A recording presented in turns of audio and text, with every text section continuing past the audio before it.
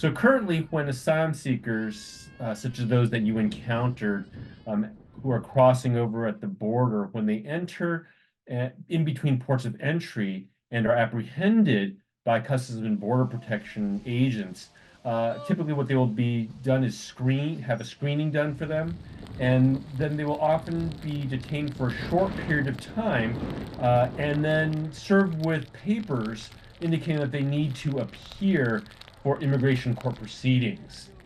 Under this new bill that has been introduced in the Senate, it would introduce new powers and authorities for the federal government to use, in particular for people that are apprehended between ports of entry.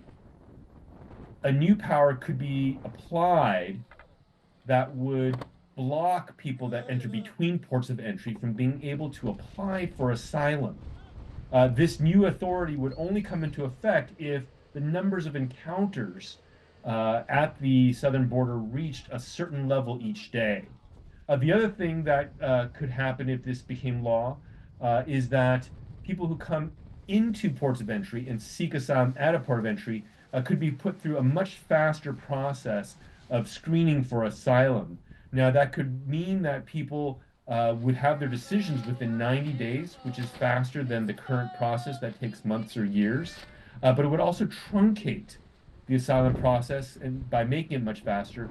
And it means that people would have less opportunity to be able to apply for asylum, and the standards would be stricter.